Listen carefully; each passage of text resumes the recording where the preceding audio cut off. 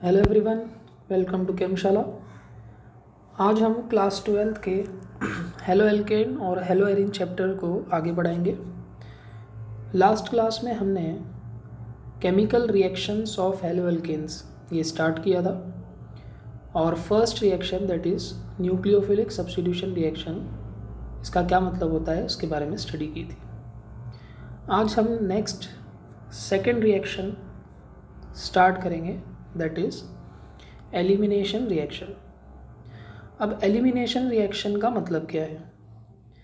Elimination reactions ऐसी reactions होती है जिसमें जो हमारा मेन कार्बन रिएक्टेंट होता है उसमें से कोई ग्रुप लीव कर जाता है या हम कह सकते हैं रिमूव हो जाता है। तो फिलहाल यहाँ पर जो एलिमिनेशन रिएक्शन है इसमें जब हम हेलो एल्केन की रिएक्शन एल्कोहलिक KOH सॉल्यूशन के साथ करवाते हैं, ये जो एल्कोहलिक KOH सॉल्यूशन है ये एक बेस की तरह यहाँ काम करता है, it acts as a base. तो जब हम हेलो एल्केन को रिएक्ट करवाएंगे एल्कोहलिक KOH के साथ तो यहाँ से जो अल्फ़ा कार्बन है वहाँ से एक हेलोजन एटम रिमूव होता है और जो बीटा कार्बन है वहाँ से एक हाइड्रोजन एटम रिमूव होता है। मतलब कि हमारा जो हेलो एल्केन है उसमें से एक हाइड्रोजन एटम रिमूव होगा और एक हेलोजन एटम, और लास्ट में हमें जो प्रोडक्ट मिलेगा वो है एक एल्कीन, यानी यहाँ पे डबल बॉन्ड बनेगा। क्योंकि यहाँ पे हाइड्रोजन और हेलोजन रिमूव हो रहा है इसीलिए इस रिएक्शन का दूसरा नाम डी हाइड्रो हेलोजनेशन भी होता है और इसका एक और नाम है बीटा एलिमिनेशन। अब ये बीटा अल्फ़ा का जो कंसेप्ट है वो हम एग्जांपल से समझते हैं। कंसिडर कीजिए हमारे पास एक हेलो एल्केन है C single bond C single bond Br, बाकी जगह H है।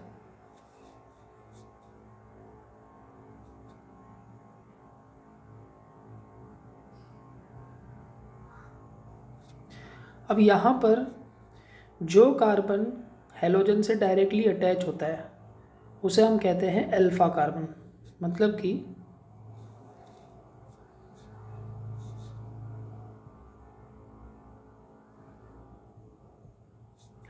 ये जो कार्बन होगा इसे हम कहेंगे अल्फ़ा, और अल्फ़ा कार्बन का जो नियरेस्ट कार्बन होगा एडजेसेंट कार्बन उसे हम कहेंगे बीटा।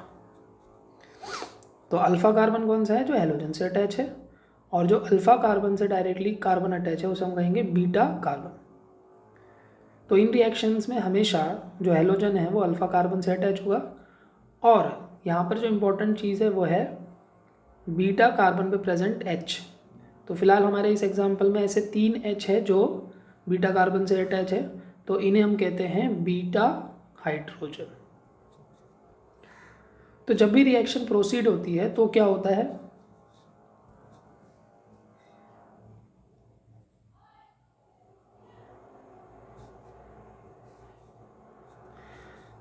कि जो हमारा हेलो एल्केन है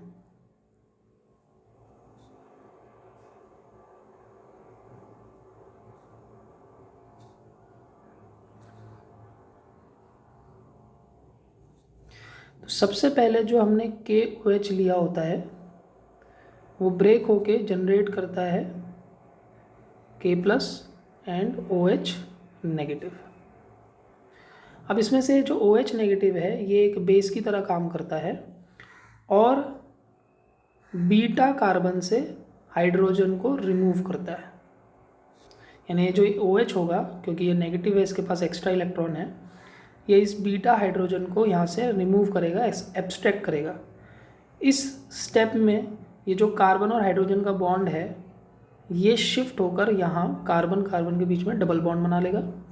और अब क्योंकि इस कार्बन की अल्फ़ा कार्बन की वैलेंसी बढ़ रही है तो साइमल्टेनियसली जब ये डबल बॉन्ड बन रहा होगा तो उसी समय जो हेलोजन है वो इस बॉन्ड के इलेक्ट्रॉन को लेकर रिमूव हो जाएगा। यानी कि यहाँ पर जो बीटा पोजीशन है वहाँ से रिएक्शन स्टार्ट हो रही है, इसीलिए इसका एक और नाम जो हमने लिखा था बीटा एलिमिनेशन। ठीक है। तो बीटा कार्बन से हाइड्रोजन रिमूव हो रहा है और अल्फ़ा कार्बन से, ये अल्फ़ा कार्बन है, अल्फ़ा कार्बन से हेलोजन रिमूव हो रहा है। तो यही हमने यहाँ पे लिखा है, hydrogen from beta carbon and halogen from alpha carbon. तो अब आगे क्या होगा कि ये जो हमारा मेन रिएक्टेंट है उसमें कार्बन कार्बन डबल बॉन्ड बन जाएगा, यानी कि वो बन गया एल्कीन, प्लस जो बेस और हाइड्रोजन है वो मिलके एक प्रोडक्ट बनाएंगे, जैसे यहाँ पे OH और H मिलकर बना रहे हैं वाटर, और एक प्रोडक्ट जो हेलोजन रिमूव हुआ है वो हमारे मेटल आयन के साथ कंबाइन होके KBr बना लेगा। तो हमारे लिए फ़िलहाल जो मेन प्रोडक्ट है वो है एल्कीन, हमें एल्कीन पे फोकस करना है।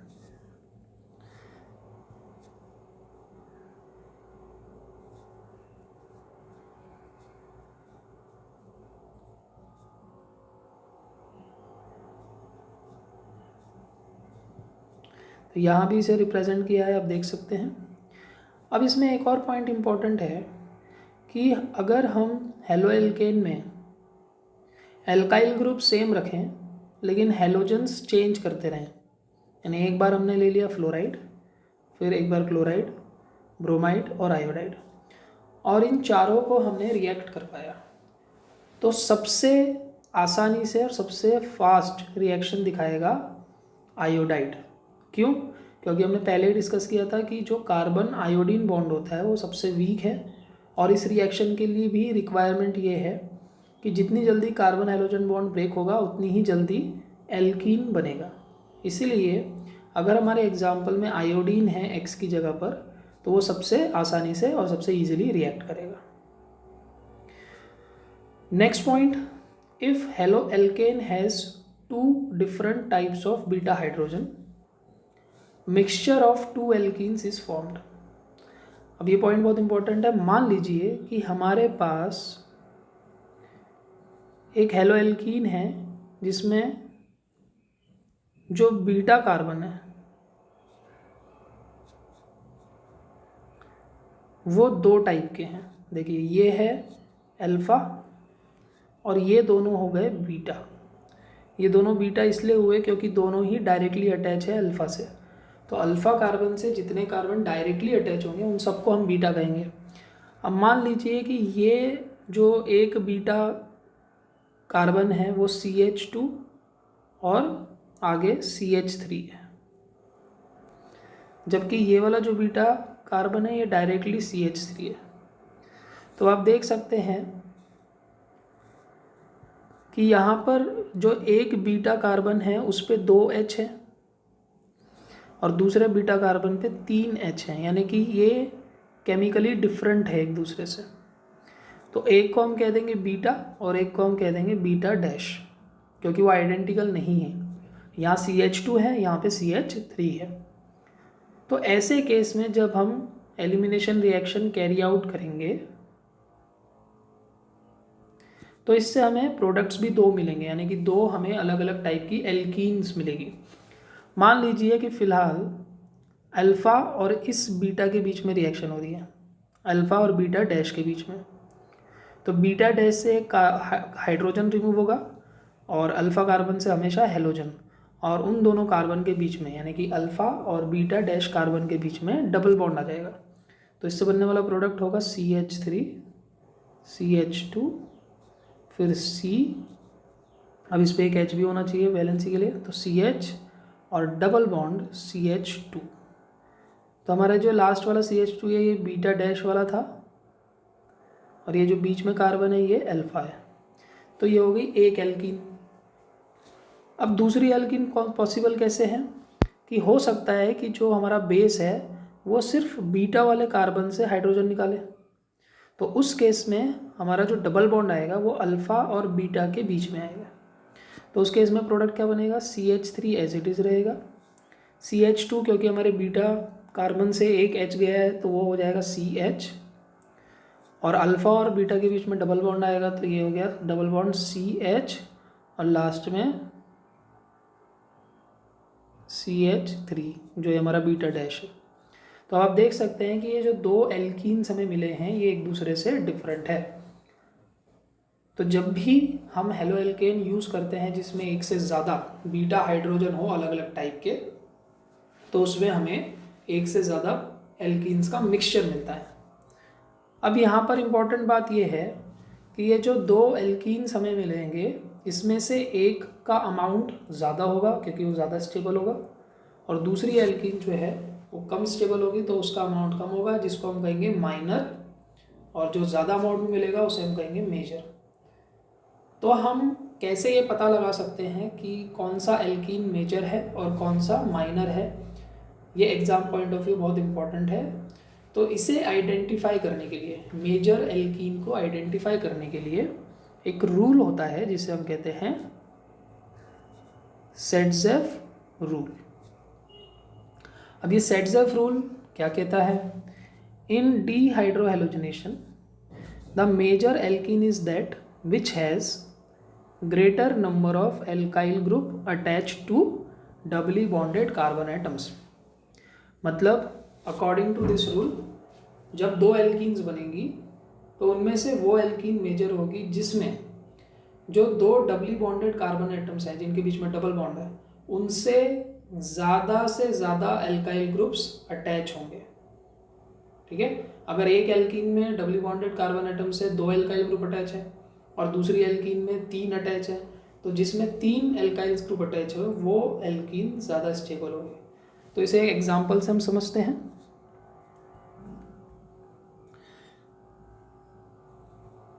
ये एग्जाम्पल है हमारे सामने। अब देखिए इसमें, इस एग्जाम्पल में हमारे पास दो अलग अलग टाइप के बीटा कार्बन है, एक बीटा और दूसरे को हमने रिप्रेजेंट कर दिया बीटा डैश, क्योंकि ये दोनों एक दूसरे से डिफरेंट है, एक CH2 है और एक CH3 है। तो हमने KOH के साथ रिएक्शन करवाई, दो एल्कीन हमें मिली। पहला जो एल्कीन आपको दिख रहा है उसमें क्या हो रहा है कि अल्फ़ा और बीटा के बीच में डबल बॉन्ड आ रहा है। तो जब यहाँ डबल बॉन्ड आएगा तो यहाँ से एक हाइड्रोजन जाएगा, यहाँ से ब्रोमीन जाएगा, तो प्रोडक्ट बना CH3 CH double bond CH single bond CH3। दूसरे केस में हमारा जो बीटा डैश कार्बन है वहाँ से एक H जाएगा और हमेशा ब्रोमीन तो जाएगा ही जाएगा, यानी कि अब जो डबल बॉन्ड बनेगा वो अल्फ़ा और बीटा डैश के बीच में बनेगा। तो दूसरा प्रोडक्ट देखेंगे, दूसरा प्रोडक्ट होगा CH3। अब यहाँ पे बीटा को कुछ नहीं हुआ तो CH2 सिंगल बॉन्ड CH और डबल बॉन्ड लास्ट में से एक H गया है इसलिए CH2। तो अब एक बार हम काउंट कर लेते हैं नंबर ऑफ एल्काइल ग्रुप। हमें इन दो कार्बन एटम्स को देखना है इस प्रोडक्ट में क्योंकि इन्हीं के बीच में डबल बॉन्ड है। तो देखिए एक एल्काइल ग्रुप यहाँ अटैच है, ये CH3 एल्काइल ग्रुप होता है, और एक यहाँ अटैच है, तो यानी यहाँ पे कितने एल्काइल ग्रुप हो गए? 2। ठीक है, अगर हम यहाँ पर देखेंगे तो इन दो कार्बन को देखेंगे क्योंकि इनके बीच में डबल बॉन्ड है, तो यहाँ पर सिर्फ एक ही एल्काइल ग्रुप अटैच है, ये पूरा मिलाकर एक एल्काइल ग्रुप है क्योंकि इस वाले कार्बन पे कोई एल्काइल ग्रुप नहीं है, यानी यहाँ पर एक ही एल्काइल ग्रुप है। तो क्योंकि यहाँ पर ज़्यादा एल्काइल ग्रुप है इसे हमने कहा मेजर, और यहाँ पे कम है इसलिए इसको हमने कहा माइनर। अब इसको मेजर एल्कीन को देखने का एक और तरीका होता है जो रिलेटिवली सिंपलर है। उसमें क्या है कि हम डायरेक्टली हमारे रिएक्टेंट वाले हेलो एल्कीन को देख लेंगे और उसमें सिंपली ये देख लेंगे कि किस बीटा कार्बन पे कम हाइड्रोजन है। ये बहुत इंपॉर्टेंट पॉइंट है। अगर हमें जल्दी से ये डिसाइड करना है, बड़ी आसानी से ये डिसाइड करना है कि कौन सा एल्कीन मेजर होगा, तो हम पहले से ही रिएक्टेंट को देखकर भी प्रेडिक्ट कर सकते हैं। जिस बीटा कार्बन पे कम हाइड्रोजन होंगे उस बीटा कार्बन से बनने वाला जो एल्कीन होगा वो मेजर होगा। जैसे देखिए इस वाले बीटा कार्बन पे 2 हाइड्रोजन थे और इस बीटा डैश पे 3 हाइड्रोजन थे, तो इससे बनने वाला जो एल्कीन था हमारा पहला वो मेजर था। तो ऐसे भी हम एग्ज़ाम पॉइंट ऑफ व्यू इसे याद रख सकते हैं इस तरीके को। लेकिन अगर सेटजेफ रूल की स्टेटमेंट हमें लिखने के लिए आती है तो हम यही लैंग्वेज लिखेंगे, एल्काइल ग्रुप वाली। ठीक है,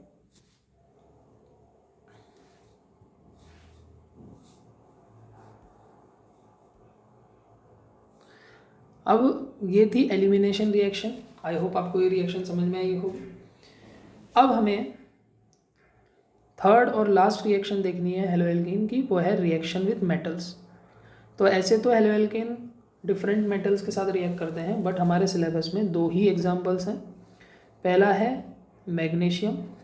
अब मैग्नीशियम के साथ हेलो एल्केन किस तरह से रिएक्ट करते हैं कि जब भी हम हेलो एल्केन को मैग्नीशियम के साथ रिएक्ट करवाते हैं तो हम वहाँ वाटर ना लेकर ड्राई ईथर लेते हैं, मतलब कि वहाँ वाटर नहीं होना चाहिए, ईथर जो है वो सॉल्वेंट का काम करेगा।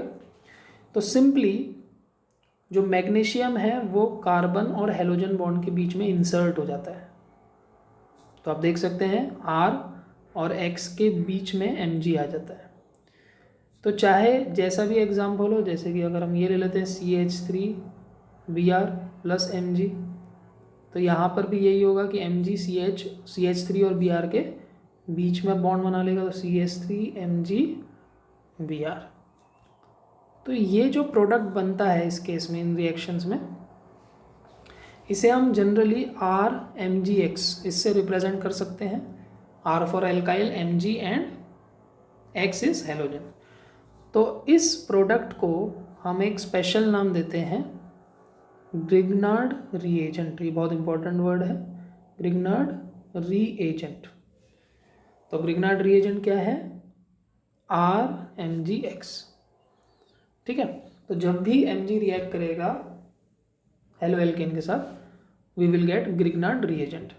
अब इससे रिलेटेड एक बहुत इंपॉर्टेंट पॉइंट है जो अभी शायद मैंने पहले भी बताया था कि ग्रिग्नार्ड रीएजेंट को प्रिपेयर करते समय हम वाटर यूज़ नहीं कर सकते या हमें नहीं करना चाहिए। इसलिए ग्रिग्नार्ड रीएजेंट को हम अनहाइड्रस कंडीशन में प्रिपेयर करते हैं। क्यों? क्योंकि जो ग्रिग्नार्ड रीएजेंट फॉर्म होता है वो बहुत ही ज़्यादा रिएक्टिव होता है और वो किसी भी एक प्रोटॉन सोर्स वाले कंपाउंड के साथ आसानी से रिएक्ट कर जाता है, जैसे कि वाटर, एल्कोहल और इवन अमाइंस। इनके साथ वो रिएक्ट करके हाइड्रोकार्बन फॉर्म कर जाता है। तो अगर हम ग्रिग्नार्ड रीएजेंट प्रिपेयर कर रहे हैं और अगर वहाँ वाटर है तो हमें ग्रिग्नार्ड रीएजेंट नहीं मिलेगा, या उसकी जो यील्ड है या अमाउंट है वो बहुत ही कम मिलेगा। तो इस रिएक्शन को दिखाते हुए वाटर के साथ हमने एक इक्वेशन लिखी है RMgX प्लस H2O। हमेशा याद रखेंगे कि RMgX में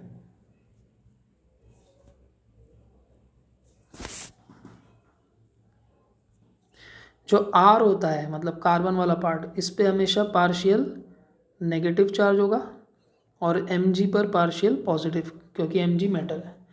तो इसी के अकॉर्डिंग अगर हम रिएक्शन को देखें तो जो R नेगेटिव है वो H2O के पॉजिटिव पार्ट के साथ रिएक्ट करेगा, मतलब H के साथ। तो हमें RH मिल गया। RH क्या है? एक एल्केन हो गया, क्योंकि जब हम किसी एल्काइल ग्रुप के साथ H लगाते हैं तो वो एल्केन बन जाता है। और जो MgX है वो OH के साथ रिएक्ट करेगा, तो इससे बनेगा MgOHX। तो ये साइड प्रोडक्ट है और ये एल्केन है जिसको हमने लिखा है यहाँ पे हाइड्रोकार्बन। तो ये रिएक्शन ना हो, इसे प्रिवेंट करने के लिए हम वहाँ कंप्लीटली अनहाइड्रस कंडीशन मेंटेन करते हैं। नेक्स्ट एग्जाम्पल पे आ जाते हैं विथ सोडियम। तो सोडियम के साथ जब हेलो एल्केन की रिएक्शन होती है तो उसे हम नेम रिएक्शन से जानते हैं, दैट इज़ वुड्स रिएक्शन। ये हमने क्लास 11th में एज इट इज़ स्टडी की है। तो एक बार फिर से रिकॉल कर लेंगे। जब भी हेलो एल्केन रिएक्ट करेगा सोडियम के साथ, यहाँ पर भी हम वाटर ना लेकर ड्राई ईथर लेंगे एज अ सॉल्वेंट। तो Na जो है वो हेलोजन के साथ NaX बन के रिमूव हो जाएगा और दो एल्काइल ग्रुप आपस में ज्वाइन हो जाएंगे जिससे बनेगा एल्केन।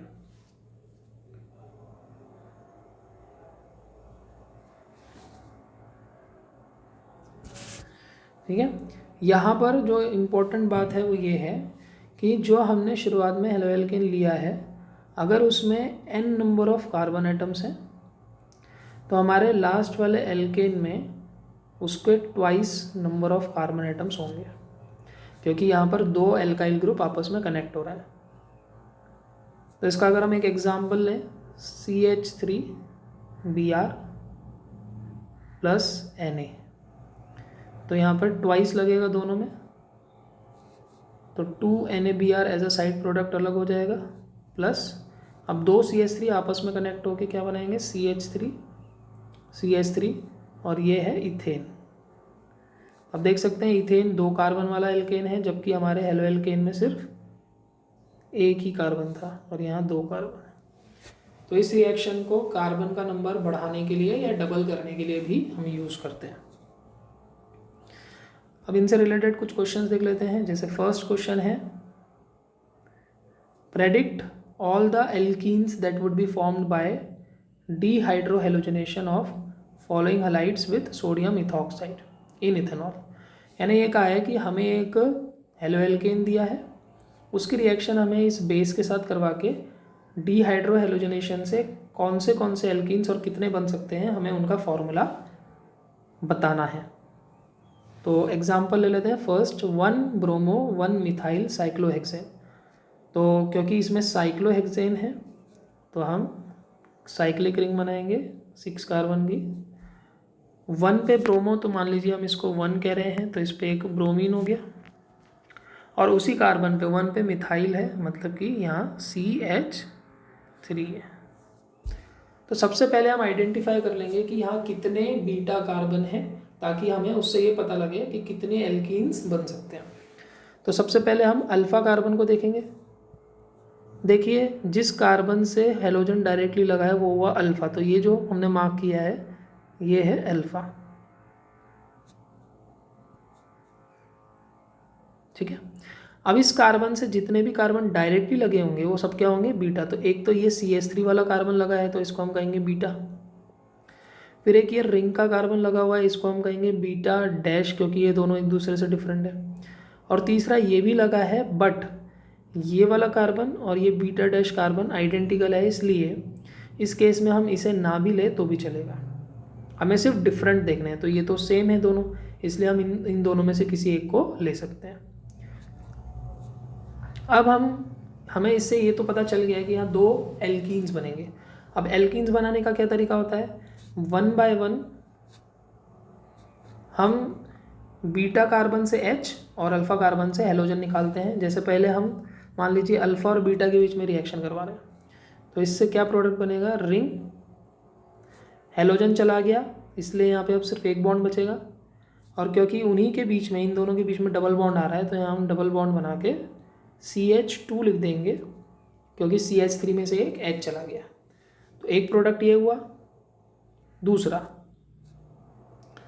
रिंग। अब यहाँ पर हम अल्फ़ा और बीटा डैश के बीच में डबल बॉन्ड बना रहे हैं, इसलिए यहाँ डबल बॉन्ड आएगा। और हेलोजन जाकर जो CH3 था वो CH3 एज इट इज़ रहेगा। तो ये 2 एल्कीन्स यहाँ पे बन सकते हैं। अब अगर हम इसमें से मेजर देखें, तो मेजर का मैंने आपको तरीका बताया था कि बीटा कार्बन पे H देख लीजिए, यहाँ पे 3 H है, इस कार्बन पे 3 H है, और इस बीटा डैश पे सिर्फ 2 H है। तो यहाँ बनने वाला प्रोडक्ट क्या होगा? मेजर। यानी कि हमारा ये वाला एल्कीन जो है ये मेजर एल्कीन होगा।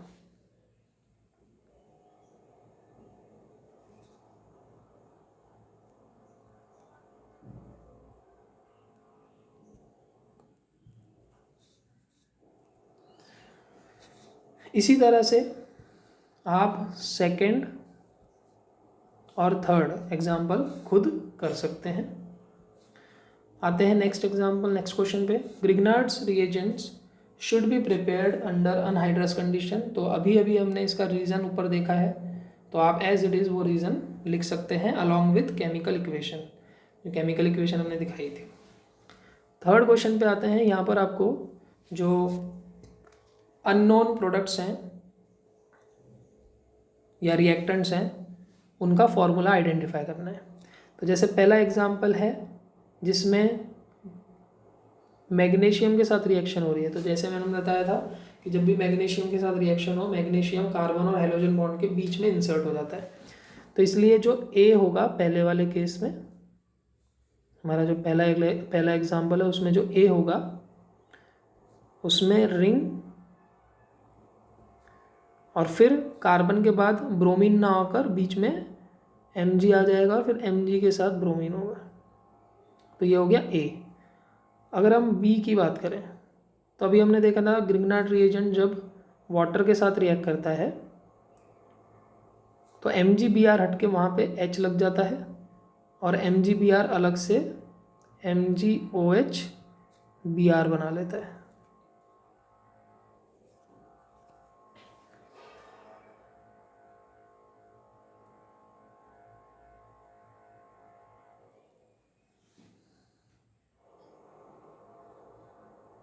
ठीक है, तो ये हुआ पहले का आंसर। अब इसी तरह से सेकंड में भी आप आंसर ढूंढ सकते हैं और थर्ड जो है वो वुड्स रिएक्शन पे बेस्ड है, तो उसे भी आप कंप्लीट कर सकते हैं।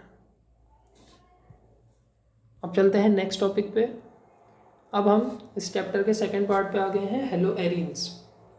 अब हमें हेलो एरीन्स की स्टडी करनी है, जिसमें हमारा पहला पॉइंट है नेचर ऑफ CX बॉन्ड। तो सबको याद दिलाते हैं कि हेलो एरीन्स का मतलब है जिसमें बेंजीन रिंग पर हेलोजन प्रेजेंट होता है। तो अगर हम इस कंपाउंड को देखें तो यहाँ पर जिस कार्बन से हेलोजन अटैच्ड है वो कार्बन डबली बॉन्डेड है, इसलिए उसका हाइब्रिडाइजेशन होगा sp2।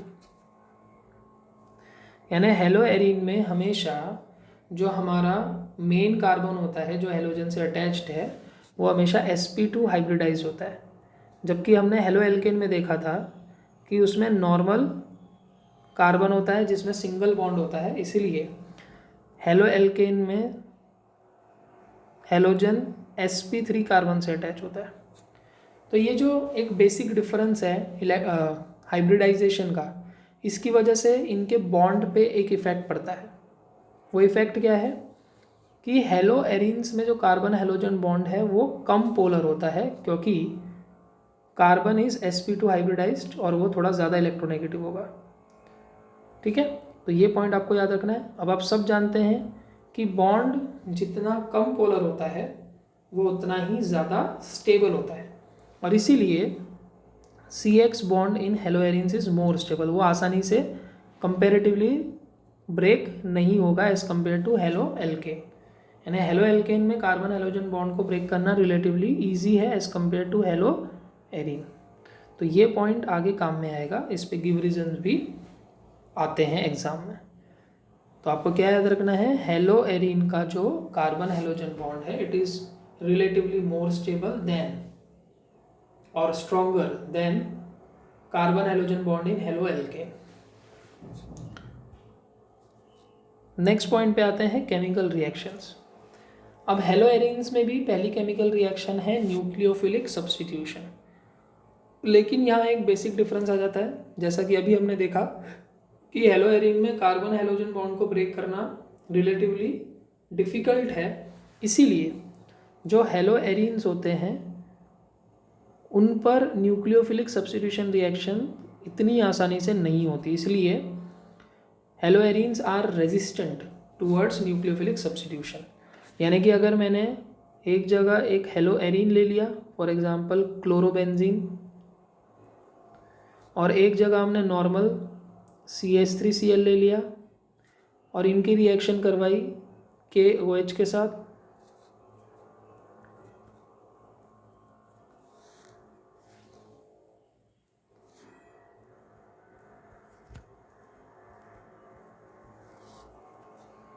इसकी भी रिएक्शन करवाई KOH के साथ, तो यहाँ पर रूम टेम्परेचर पे कोई रिएक्शन नहीं होगी, लेकिन यहाँ पर रूम टेम्परेचर पे या थोड़ा सा वार्म करने पर प्रोडक्ट्स फॉर्म हो जाएंगे। ठीक है, इसका मतलब क्या है कि हेलो एल्केन्स रिलेटिवली आसानी से न्यूक्लियोफिलिक सब्स्टिट्यूशन रिएक्शन शो करते हैं, बट हेलो एरीन्स इतनी आसानी से न्यूक्लियोफिलिक सब्स्टिट्यूशन रिएक्शन शो नहीं करते। अब इसके कुछ रीजंस हैं। पहला रीज़न है स्ट्रेंथ ऑफ CX बॉन्ड, ये हमें पहले ही डिस्कस कर चुके हैं कि हेलो एरीन्स का CX बॉन्ड थोड़ा सा स्ट्रॉन्गर है, इसलिए उसको तोड़ना आसान नहीं है। दूसरा है difference in electronegativity. Hello arene के अंदर क्योंकि ये कार्बन sp2 है, इसीलिए उनका बॉन्ड थोड़ा कम पोलर होता है, यानी कि उसकी डायपोल मोमेंट कम होती है, और हम सब जानते हैं कि डायपोल मोमेंट कम होने की वजह से जो बॉन्ड की स्ट्रेंथ है वो थोड़ी बढ़ जाती है। तीसरा है इंस्टेबिलिटी ऑफ फिनाइल कैटायन। मान लीजिए कि हमने हेलो एरीन को किसी तरह से रिएक्ट करवाने की कोशिश करी और वहाँ से हेलोजन रिमूव हो गया, तो बीच में जब रिएक्शन चल रही होगी तो हैलोजन रिमूव होते से ये कार्बोकेटायन बनेगा। इस कार्बोकेटायन को हम कहते हैं फिनाइल कार्बोकेटायन या सिंपली फिनाइल कैटायन। अब पहले क्या होता है कि इस बेंजीन रिंग में रेजोनेंस की वजह से ये जो पाई बॉन्ड्स है ये खुद को स्टेबलाइज कर सकते हैं, बट जैसे ही यहाँ पॉजिटिव चार्ज आता है जो बेंजीन रिंग के पाई बॉन्ड्स हैं उनका रेजोनेंस ब्रेक हो जाता है, और रेजोनेंस ब्रेक होने की वजह से हम सब जानते हैं कि कोई भी स्पीशीज़ जो है वो कम स्टेबल हो जाएगी। इसीलिए ये भी एक फैक्टर है कि जो हेलो एरिन्स है वो फिनाइल कार्बोकेटायन नहीं बनाना चाहता, मतलब कि वो रिएक्शन में पार्टिसिपेट नहीं करना चाहता। लास्ट है repulsion between electron from nucleophile and pi electron cloud of benzene ring. हम सब जानते हैं कि जो बेंजीन रिंग है वो बिल्कुल प्लेनर होती है और उसके ऊपर अबव और बिलो दोनों तरफ पाई इलेक्ट्रॉन का क्लाउड होता है जो नेगेटिव होगा ऑब्वियसली। तो ऐसे में जब आने वाला न्यूक्लियोफाइल इस पर अटैक करने की कोशिश करता है तो क्योंकि न्यूक्लियोफाइल भी नेगेटिव होता है और पाई इलेक्ट्रॉन भी नेगेटिव है, इनके बीच में रिपल्शन होता है, जिसकी वजह से जो न्यूक्लियोफाइल है वो इतनी आसानी से बेंजीन रिंग पर अटैक नहीं कर पाता। तो ये 4 बेसिक रीजंस हैं जो हमें एक्सप्लेन करते हैं कि हेलो एरिन्स क्यों आसानी से रिएक्ट नहीं करते इन न्यूक्लियोफिलिक सब्स्टिट्यूशन। लेकिन अगर हम कंडीशंस विगरस कर दें तो विगरस कंडीशंस में रिएक्शन हो सकती है। जैसे इसका एक एग्जांपल है chlorobenzene reaction with NaOH in acidic environment at very high temperature and pressure भी यहाँ पर 300 atm के इक्वल होता है। तो इतनी विगरस कंडीशन प्रोवाइड करने के बाद ही ये क्लोरीन निकल कर उसकी जगह OH लगेगा, NaOH का OH, और हमें फिनॉल मिलेगा। तो इस रिएक्शन का, इस पर्टिकुलर रिएक्शन का नाम भी होता है डाउस प्रोसेस और डाउस रिएक्शन। लेकिन ये रिएक्शन नॉर्मल कंडीशन में नहीं होगी, इसके लिए हमें काफ़ी एक्सट्रीम या विगरस कंडीशंस चाहिए। अब इससे रिलेटेड एक बहुत इंपॉर्टेंट पॉइंट है जो एग्ज़ाम में आने के चांसेस होते हैं कि अगर हम किसी हेलो एरिन की रिएक्टिविटी न्यूक्लियोफिलिक सब्स्टिट्यूशन रिएक्शन के लिए इंक्रीज़ करना चाहते हैं, हम चाहते हैं कि जो हेलो एरिन है वो रिलेटिवली आसानी से रिएक्ट कर जाए न्यूक्लियोफिलिक सब्स्टिट्यूशन रिएक्शन में, तो हम उसकी रिएक्टिविटी बढ़ा सकते हैं। कैसे बढ़ा सकते हैं? अगर हम रिएक्शन करने से पहले ही हेलो एरिन पर ऑर्थो और पैरा पोजिशंस पर कोई इलेक्ट्रॉन विड्रॉइंग ग्रुप लगा दें, जैसे कि नाइट्रो ग्रुप, रिएक्शन करने से पहले। जैसे कि यहाँ पर हमने अब सिर्फ क्लोरोबेंजीन ना लेकर उसके ऑर्थो पैरा पोजीशंस पर NO2 ग्रुप लगाकर फिर रिएक्शन करवाइए। तो आप देख सकते हैं कि 3 NO2 ग्रुप लगे होने की वजह से अब जो कंडीशंस है वो बहुत ही माइल्ड हो गई है। मतलब अब हमें रिएक्शन सिर्फ वाटर के साथ करवाने की ज़रूरत है, KOH की भी ज़रूरत नहीं है, और सिंपली वार्म करने पर प्रोडक्ट बन पा रहा है, यानी कि Cl हट के OH आ रहा है। लेकिन जब ये NO2 ग्रुप नहीं थे तो कंडीशंस बहुत ज़्यादा सीवियर थी। तो इसका मतलब ये हुआ कि NO2 ग्रुप के ऑर्थो और पैरा पोजीशंस पर रहने की वजह से हेलो एरिन्स की रिएक्टिविटी इंक्रीज हो जाती है। तो अब ये क्यों इंक्रीज हो जाती है वो भी हमें देखना है। तो यहाँ आप रीड करेंगे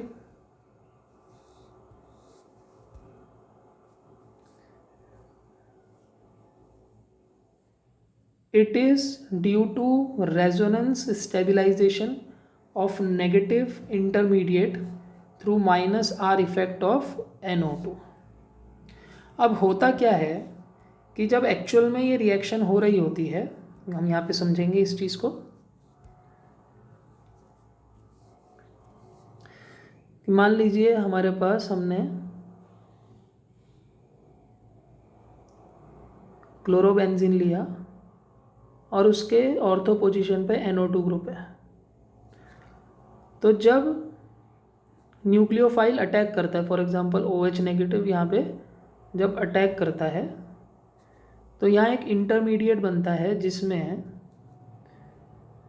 क्लोरीन भी प्रेजेंट है और आने वाला न्यूक्लियोफाइल भी लग चुका है, और इसकी वजह से एक नेगेटिव चार्ज यहाँ क्रिएट हो जाता है। क्यों? क्योंकि जब ये अटैक करेगा तो ये जो पाई बॉन्ड है ये इस पे ओपन होकर नेगेटिव बन जाएगा। अब ये जो नेगेटिव चार्ज है उससे ये NO2 ग्रुप, क्योंकि NO2 ग्रुप जो है वो एक इलेक्ट्रॉन विड्रॉइंग ग्रुप है, मतलब कि वो -R इफेक्ट से अपनी तरफ इलेक्ट्रॉन खींचना चाहता है, तो वो इस नेगेटिव चार्ज को यहाँ पर अपनी तरफ विड्रॉ करके रेजोनेंस के इफेक्ट को इंक्रीज कर देता है, या रेजोनेंस के ड्यूरेशन को या रेजोनेंस के एक्सटेंट को इंक्रीज कर देता है। अगर यहाँ पे NO2 नहीं होता तो सिंपली ये नेगेटिव चार्ज आगे बढ़ जाता, लेकिन NO2 होने की वजह से ये पहले NO2 पर भी जाएगा, डीलोकलाइज होगा, और फिर रिंग पे भी डीलोकलाइज होगा, यानी कि एक्सटेंट ऑफ डीलोकलाइजेशन बढ़ जाएगा, जिसकी वजह से ये जो इंटरमीडिएट बना है इसकी स्टेबिलिटी भी बढ़ जाएगी। अब जब किसी रिएक्शन के इंटरमीडिएट की स्टेबिलिटी बढ़ती है तो वो रिएक्शन ज़्यादा आसानी से हो सकती है। तो इसीलिए NO2 ग्रुप के ऑर्थो और पैरा पे होने की वजह से जो इंटरमीडिएट है वो ज़्यादा स्टेबल हो पा रहा है, और इसीलिए हमारे हेलो एल्केन की जो रिएक्टिविटी है वो भी इंक्रीज हो रही है। ठीक है, तो ये पॉइंट बहुत इंपॉर्टेंट था। एक छोटा सा ये पॉइंट नोट करना है आप सबको कि अगर हम नाइट्रो ग्रुप को मेटा पोजीशन पर लेते हैं, मतलब कि हमने जो रिएक्टेंट लिया है वो कुछ इस तरह से है कि Cl, और इसकी मेटा पोजीशन कौन सी होगी, ये वाली। यहाँ पर हमने NO2 ग्रुप लिया है, तो मेटा पर NO2 ग्रुप का कोई इफेक्ट नहीं होता on the reactivity of hello Erin. यहाँ पर इसकी रिएक्टिविटी पे कोई इफेक्ट नहीं पड़ेगा। ऐसा इसलिए होता है क्योंकि जो नेगेटिव चार्ज है वो सिर्फ ऑर्थो, पैरा और ऑर्थो पे ही डीलोकलाइज होता है, तो क्योंकि वो मेटा पे डीलोकलाइज ही नहीं हो रहा इसलिए NO2 का यहाँ पे कोई इफेक्ट नहीं होगा। ये थी nucleophilic substitution reaction in hello Erin. अब इसकी सेकेंड रिएक्शन है इलेक्ट्रोफिलिक सब्स्टिट्यूशन। अब इलेक्ट्रोफिलिक सब्स्टिट्यूशन का मतलब क्या होता है इसे हम समझ लेते हैं। इन रिएक्शंस में जो हमारा हेलो एरीन होगा उसके अलावा हर कार्बन पे एक H प्रेजेंट होगा,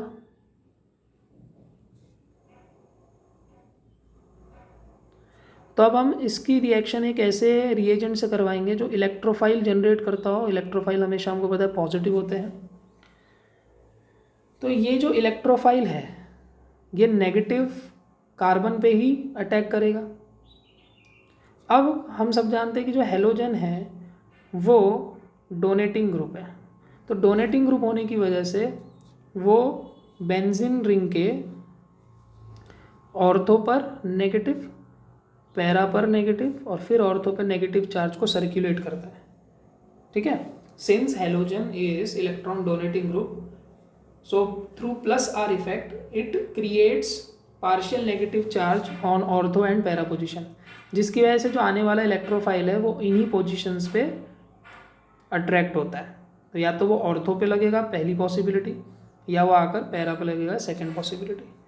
तो क्या होता है इन रिएक्शंस में कि जब भी इलेक्ट्रोफाइल से हेलो एरिन की रिएक्शन होती है तो दो प्रोडक्ट्स बनते हैं। पहले प्रोडक्ट में जो ऑर्थो हाइड्रोजन है, ऑर्थो पोजीशन का हाइड्रोजन है, वो रिमूव होकर उसकी जगह इलेक्ट्रोफाइल लगता है, और दूसरे प्रोडक्ट में जो पैरा पोजीशन का हाइड्रोजन है वो रिमूव होके वहाँ पे इलेक्ट्रोफाइल लग जाता है।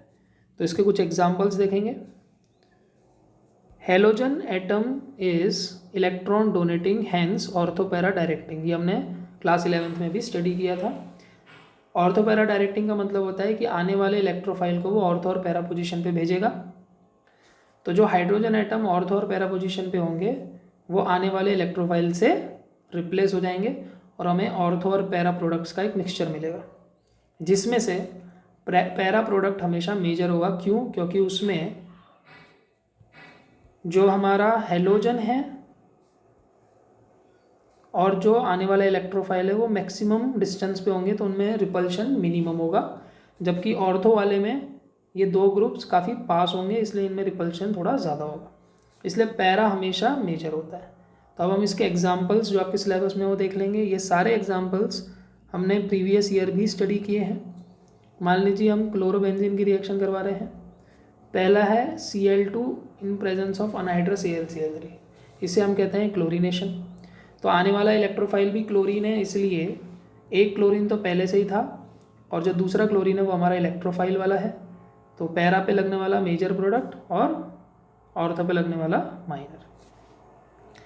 तो इसका नाम होता है 1,4 डाइक्लोरोबेंजीन, इसका नाम होता है 1,2 डाइक्लोरोबेंजीन। दूसरा एग्जाम्पल है जिसमें हम रिएक्शन करवाते हैं mixture of nitric acid and sulphuric acid के साथ। इस रिएक्शन का नाम है नाइट्रेशन। तो यहाँ जो इलेक्ट्रोफाइल होता है वो होता है NO2 पॉजिटिव, इसलिए एक प्रोडक्ट में NO2 पैरा पोजिशन पे है, ये प्रोडक्ट मेजर, और दूसरे में वो ऑर्थो पे लगा है, ये माइनर। अब इनका नाम क्या होगा? 4 नाइट्रो क्लोरोबेंजीन और यहाँ पे 2 नाइट्रो क्लोरोबेंजीन।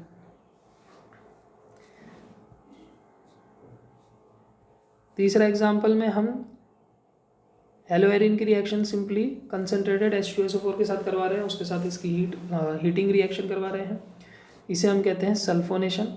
यहाँ जो इलेक्ट्रोफाइल होता है वो होता है SO3H ग्रुप। ये जो है फाइनली फॉर्म होता है और ये एक बार पैरा पोजीशन पे लगता है और एक प्रोडक्ट में ऑर्थो पे। इनका नाम होता है 4 क्लोरो सल्फोनिक एसिड और यहाँ पे 2 क्लोरो सल्फोनिक एसिड। तो मेजर जो होगा वो पैरा वाला होगा, 4 क्लोरो वाला। नेक्स्ट एग्जाम्पल पे आते हैं। लास्ट के जो 2 एग्जाम्पल्स हैं उनको हम कहते हैं फ्रीडल क्राफ्ट रिएक्शंस। ये शॉर्ट फॉर्म है FC फ्रीडल क्राफ्ट का। पहला जो इसका टाइप होता है वो है एल्काइलेशन। इसमें हम जो इलेक्ट्रोफाइल है वो एक एल्काइल ग्रुप लेते हैं। तो जब भी हम CH3Cl लेंगे तो यहाँ से जनरेट होगा CH3 पॉजिटिव। तो क्योंकि ये इलेक्ट्रोफाइल है इसलिए हमारे प्रोडक्ट्स में एक जगह CH3 पैरा पे लगा है और एक जगह ऑर्थो पे। फिर से पैरा वाला प्रोडक्ट मेजर होगा।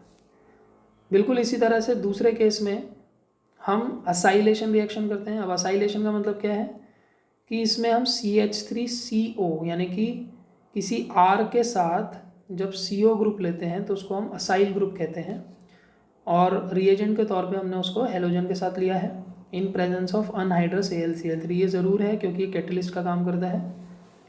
तो यहाँ से जो इलेक्ट्रोफाइल जनरेट होता है वो ये वाला हिस्सा है CH3CO positive, CH3C double bond O carbon पे पॉजिटिव। तो ये जो इलेक्ट्रोफाइल है ये एक बार लगेगा पैरा पोजीशन पे COCH3 और दूसरे में लगेगा ऑर्थो पे। तो जब बेंजीन से COCH3 लगा होता है उसे हमने प्रीवियस ईयर देखा था, उसको हम कहते हैं एसीटोफिनोन। ठीक है, और क्योंकि एक प्रोडक्ट में वो पैरा पोजीशन से क्लोरीन के साथ जुड़ा है तो हम कहेंगे 1 2 3 4 4 क्लोरो एसीटोफिनोन और दूसरे प्रोडक्ट में वो 2 पे लगा हुआ है इस तरह से कि यहाँ अगर COCH3 है तो ये पोजीशन हो गई 1 और यहाँ क्लोरीन है तो ये पोजीशन हो गई 2। तो 2 पे क्लोरो और बचे हुए को हम कहते हैं एसीटोफिनोन। तो ये सारी रिएक्शंस थी हेलोएरिन्स की।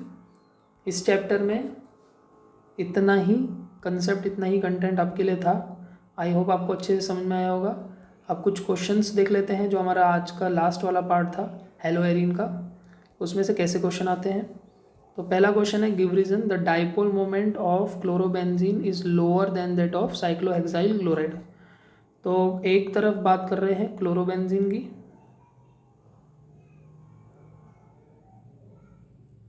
और एक तरफ साइक्लोहेक्साइल क्लोराइड। साइक्लोहेक्साइल का मतलब 6 कार्बन की रिंग जिसमें कोई डबल बॉन्ड ना हो, सिंपली यहाँ पे हेलोजन। तो यहाँ पर हम देख सकते हैं कि एक हमारा ऐसा कंपाउंड है जिसमें यहाँ पर sp3 कार्बन है और यहाँ पर ये है sp2 कार्बन। हमने पहले ही डिस्कस किया था कि जहाँ sp2 कार्बन होता है उसकी इलेक्ट्रोनेगेटिविटी sp3 से ज़्यादा होती है, जिसकी वजह से ये जो बॉन्ड होगा ये कम पोलर होगा और इसकी डाइपोल मोमेंट कम होगी। वही आपसे क्वेश्चन में पूछा है, तो आपको इलेक्ट्रोनेगेटिविटी के बेसिस पे इसका आंसर देना है।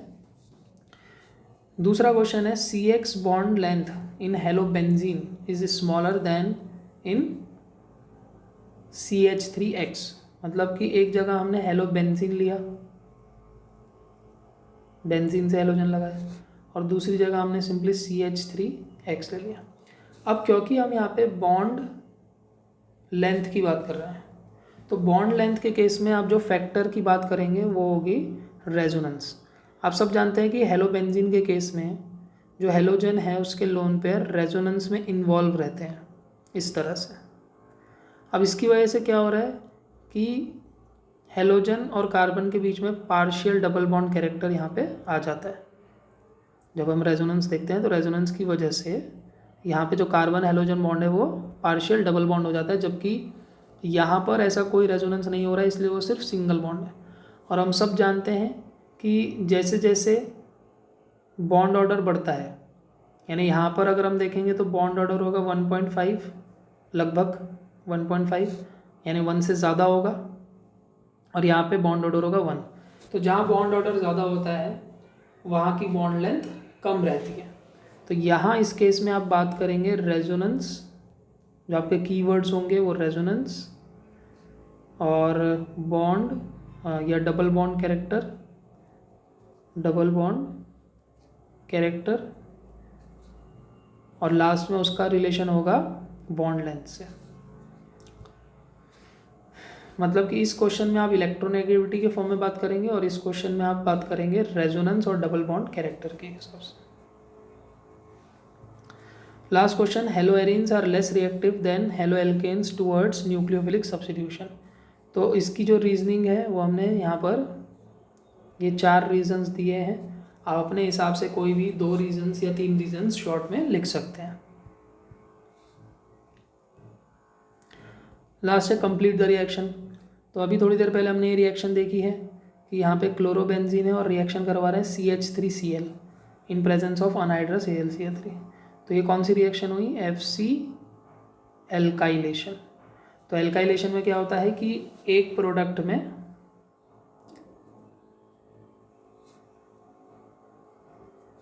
ऑर्थो पे CH3 लगता है जो माइनर होगा, और दूसरे में CH3 पैरा पे लगता है और ये होगा मेजर। तो यही 2 प्रोडक्ट्स आपको इनको क्वेश्चन मार्क्स की जगह बनाने हैं। तो आई होप आज की क्लास आपको समझ में आई होगी। यहाँ पर हमारा ये चैप्टर कंप्लीट होता है। आप अच्छे से स्टडी कीजिए, इसके क्वेश्चन आंसर सॉल्व कीजिए। फिर मिलेंगे नेक्स्ट क्लास में नेक्स्ट चैप्टर के साथ। तब तक पढ़ते रहिए। Thank you.